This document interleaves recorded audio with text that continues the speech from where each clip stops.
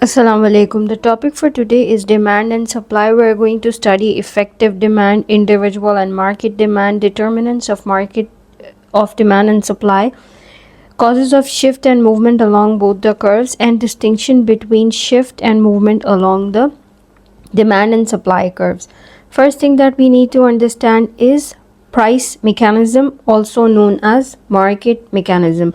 What is price mechanism? Price mechanism is the interaction between demand and supply.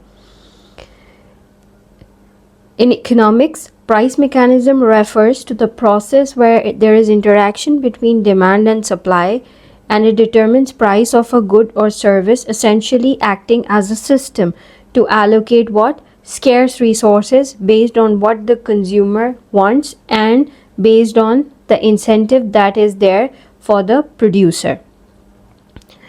Key characteristics of price mechanism are it's self-regulating because it signals the suppliers.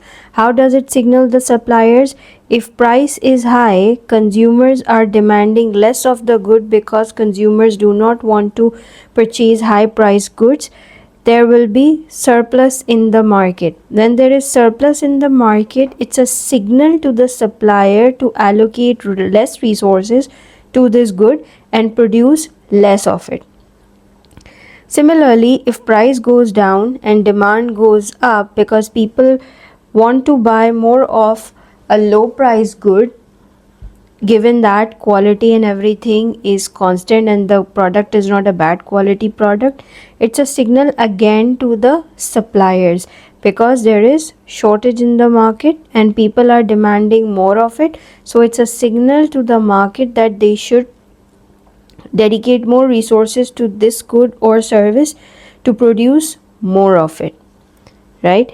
It acts as a rationing system, which means that prices actually act as a rationing system, ensuring that the goods are distributed to those willing and able to pay the highest price when supply is limited.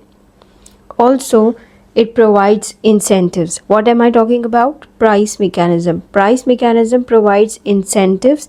How? Price fluctuations incentivize producers to allocate resources towards producing goods with higher demand and higher profitability.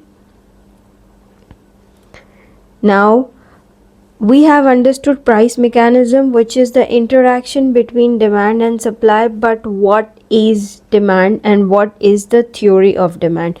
So the definition of demand is the willingness and ability of a consumer to pay a certain price to purchase certain amount of the product or certain quantity of the product at a certain period of time. Whenever we are talking about ability and willingness together, it makes effective demand. Why? Because everybody has the willingness to buy something. Everybody has the willingness to get diamonds. Everybody has the willingness to buy palaces. Everybody has the willingness to buy goods and services that fancy them. For example, expensive cars, expensive bikes, expensive cameras, and a lot of expensive stuff. But do they actually have the ability to pay? If you don't have the ability to pay, then it's not demand, it's a dream. But if you have willingness as well as ability, then it's effective demand. It means that this demand should actually be met and resources should actually be dedicated to production of those goods and services for which the market has effective demand. Now we've understood what is effective demand. Now we need to see what is the law of demand. Law of demand states that price is inversely proportional to quantity demanded, which means that when price goes up, quantity demanded comes down. When price comes down, quantity demanded goes up, because of which the demand curve is a downward sloping curve. Why is the demand curve downward sloping? Because of the inverse relationship. This is the quantity demanded and this is the price. as the price keeps increasing, for example, this is the price for this market and this is the quantity demanded. Let's explain it using numbers. If price is 10, quantity demanded is 100. As the price increases, becomes 12, quantity demanded falls. We can see that quantity demanded falls. It moves towards left, it means that it has fallen and it becomes kind of say 45 or 35, anything you can write here, but you can see that it has fallen. The price has become 12. But if the price reduces,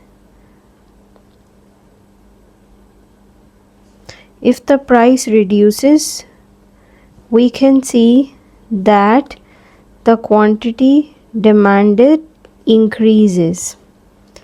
Price reduces, quantity demanded increases because quantity demanded has moved towards right. It becomes say 140, price has reduced to 8. So we have demonstrated it on the graph, the inverse relationship between quantity demanded and price.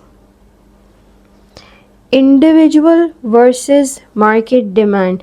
What is individual demand and what is market demand? As the name suggests, individual demand is demand of a product by individuals and market demand is the sum total of demands made by individuals. Individual demand curve, for example, this demand curve is for individual A, this is for individual B, and this is the market demand curve, which is the horizontal sum of individual demand curves. Individual demands are based on income, preferences, and expectations of individuals, whereas market demand is based on combined buying choices of everyone in the market. It's more stable than individual demand and is represented by collective demand curve. Also, this is influenced by economic conditions as well, right? And what is the impact of individual and market demand curves on businesses? Market demand trends can affect a business valuation, which means if demand is increasing, it can indicate growth potential in the economy.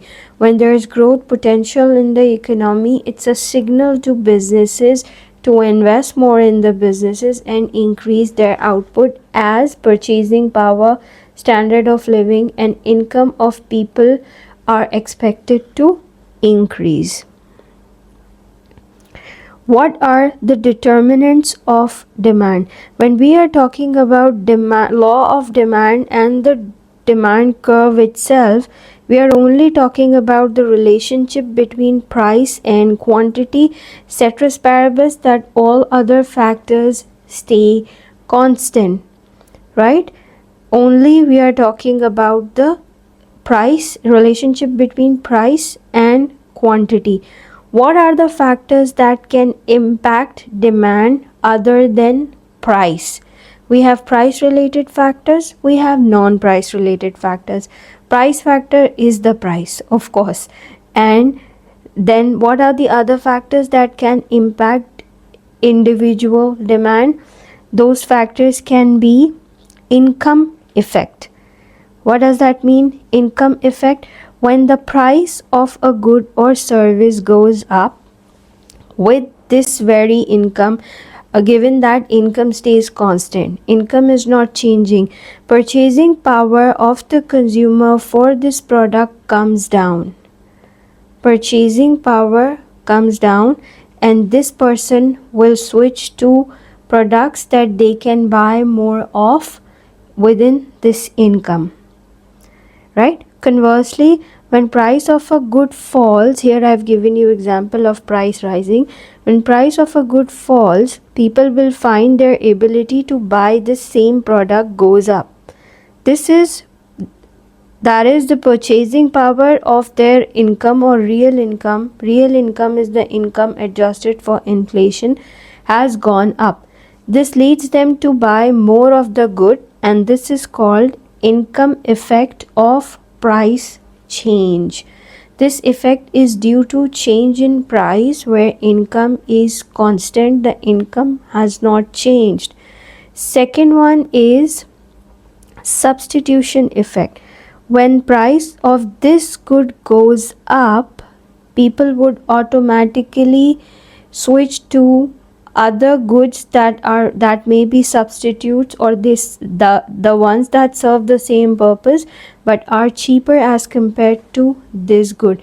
People will automatically switch to those products, and when price of the good falls, then all other goods automatically become relatively expensive, so consumers will tend to substitute other goods for the cheaper good. This is called substitution effect of price change. Here also prices have changed either for this good or price for substitute goods. Right? So this is called substitution effect of price change. Now, determinants of demand. There are two kinds of movements in the demand curve.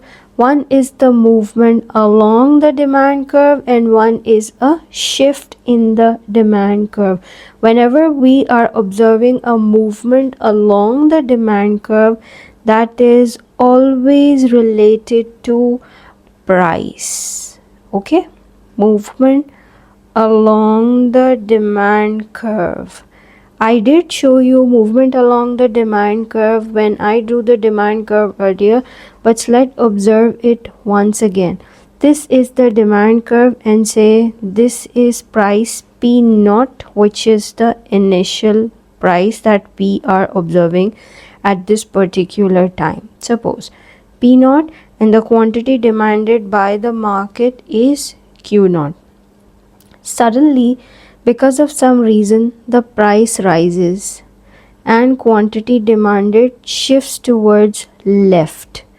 Shifting towards left is always an indicator of decrease in something in economics. So this is Q1 and P1. Price increases, quantity demanded decreases. Price decreases, quantity demanded shifts towards right, and it increases. So this is Q2, this is P2. Why is this called movement along the demand curve? We can see that this is point A, B, and C. Initially, we were observing from point A, right? So when it moves from A to C, the demand has expanded.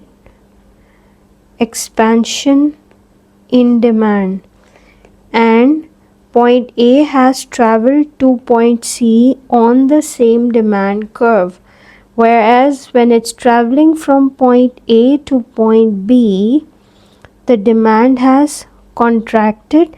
So contraction in demand, and the point has traveled on the same demand curve. So this is called movement along the demand curve, and the reason is always price. Always. There is another movement which is not movement along the demand curve, rather it's a shift in the demand curve. The demand curve either shifts to right or it shifts to left. Please remember, in economics, right shift is always positive or increase, and left shift is always negative or decrease. So let's see, this is the demand curve, right? Now, if the demand increases, the demand curve shifts right. If the demand decreases, the demand curve shifts left. This is a parallel shift to the right as well as to the left. This is the initial demand curve. This is D1 and D2. D1 is increased demand and D2 is decreased demand. There is no demand expansion or demand contraction. What can be the reasons for a shift in demand curve? So it can be multiple reasons. Number one, why would the demand for anything increase? The demand for anything would increase because of economic growth. Why economic growth? Economic growth means more employment, improved standard of living of people, and increased incomes, increased ability to purchase goods and services. Right? So then changes in income, changes in tastes and preferences can be red and green both. Green means positive, red means negative. So changes in fashion, preferences and tastes. This can lead to either a left shift or a right shift. Okay.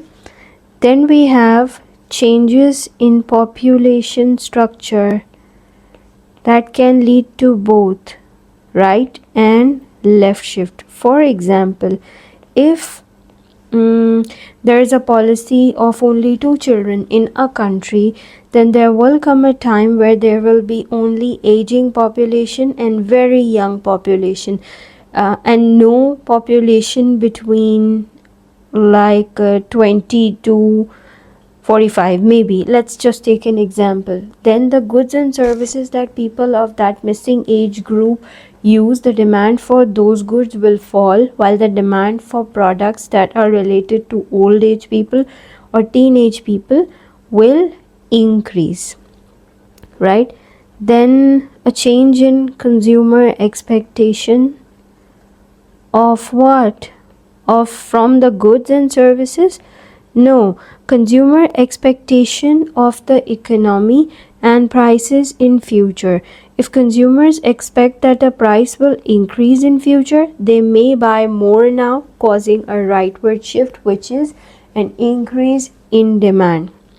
Right? Then we have price of related goods. As we observe the income effect and substitution effect, so price of related goods. If the price of the good that we are talking about increases, then it becomes expensive and people would prefer cheaper goods, so demand for this good will decrease. If the price for this good decreases, this becomes the cheaper good and demand for this good will increase. Okay, so this is called a shift in demand curve, and there is a clear distinction between shift and movement along the demand curve. Right?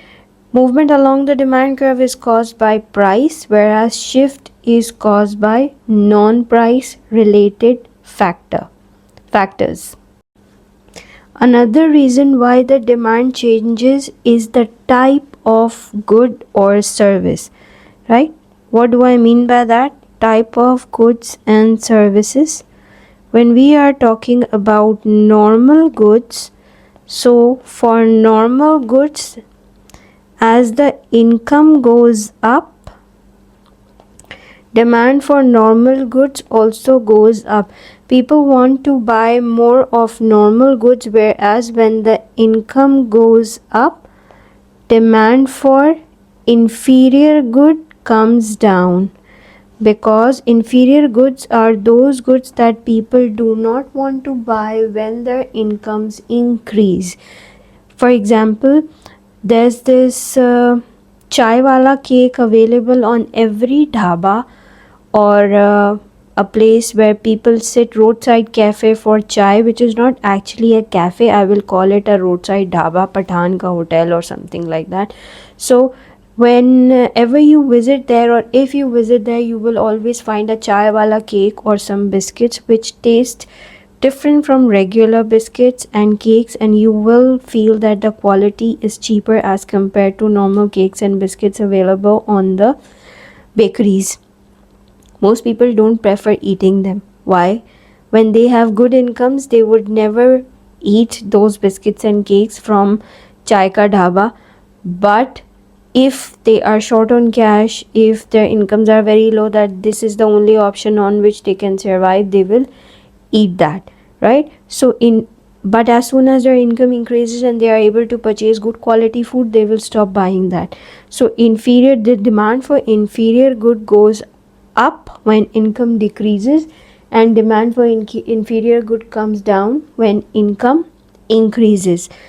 For normal good, demand increases when income increases, demand decreases when income decreases. Why demand decreases? Because the consumer is not able to buy more of normal good, or the purchasing power for normal good decreases for the consumer. One thing that I want to talk about is in demand curve is complementary products. When two products are complementary, for example, printer and ink cartridge, when ink cartridge becomes expensive, price goes up. Demand for this will also fall because people will perceive that this is so expensive. How are we going to make this work without this? So demand for this also comes down. This was all about demand. Now let's talk about supply. What is supply and what is the theory of supply? Supply is from the viewpoint of producer and demand is from viewpoint of a consumer. Law of supply states that when the price of a commodity or good or service goes up, supply also goes up. Why does that happen? Price going up means that consumers are willing to pay higher prices, which is a signal to the supplier to increase supply and make more profits. If their cost is stable and prices are going high, it means that they will be able to earn more profit. That is why when there's a direct relationship, means both are moving in the same direction. That is why supply curve is an upward sloping curve. What happens when price increases? Supply also increases. Why is the supply curve upward sloping? Number one is the profit motive. A higher price results in higher profits, as I explained, and cost motive. In order to expand output in the short run, a firm may find its cost rising, causing to increase its price in order to maintain profitability, and obviously it's a signal to the producer that they can charge higher prices. What are the determinants of supply? Number one is the price related factor. Price related factor again causes a movement along the supply curve and not the shift in supply curve. Non-price related factors cause a shift in the supply curve. Shift in the supply curve looks a little bit different from the demand curve. It's an upward sloping curve. Upward sloping curve. When supply shifts right, behaves like this. Supply shifts right and supply shifts left. Right? Don't get confused in the directions. The direction looks a little bit different. It's going up and it's coming down. Don't look at it that way. Just look at it from perspective of right and left. What can be the factors that cause a shift in supply curve? Number one is production costs. If production costs are going down, they can increase supply, because at less price they can less cost they can charge more prices. If production cost goes high, prices of raw materials go up, cost is up, supply reduces. Second is technology. Technology and innovation leads to improved processes and it could lead to new manufacturing processes that in turn bring the unit cost down. Then we have government policies. If government policies are in favor of the business, then supply can increase. If policies such as tax, corporation tax increases, then supply decreases. Natural event can also be a reason for shift in the supply curve. What is a natural event? Natural events are weather conditions or other natural occurrences. Natural disaster, in case of natural disaster, supply of raw material may get disrupted, raw material may become expensive, and supply will reduce. Then number of suppliers in the market. The more number of suppliers in the market, the more supply would be there in the market. Okay, so left shift can happen. The reasons for left shift can be that when cost increases or when price of a substitute good increases, right? When price of the substitute good increases, then the curve shifts leftwards. Price of the substitute good increasing is an indicator that people are willing to pay higher prices for substitute goods and services. That is why the supply for a particular product for which we are drawing this curve shifts inwards, because people are not demanding this product more and are not willing to pay a higher price for this product. Shift in the supply curve can cause imbalances in the market, which are then corrected by changes in prices and demand. Let's talk about expected prices. Because production takes time, firms often take decisions about how much to supply based on expected future prices. If the product is the one that can be stored, there may be times when a firm will decide to allow stocks of a product to build up in anticipation of higher prices in future, perhaps by holding back some of its production from current sales. This is all about supply and demand. We can make a clear distinction between movement along the demand or supply curve and shift in the demand and supply curve. The right shift is always positive or increase in quantity demanded or quantity supplied, and left shift is always a decrease in quantity demanded and quantity supplied. Price related factors do not play a role in shift in demand or supply curve, whereas movement along the demand or the supply curve is caused by changes in prices. When we talk about supply, why supply increases when prices go up? Because this does not make sense. This does make sense because if cost is constant, supplier is related to cost. Supply is actually related to the cost.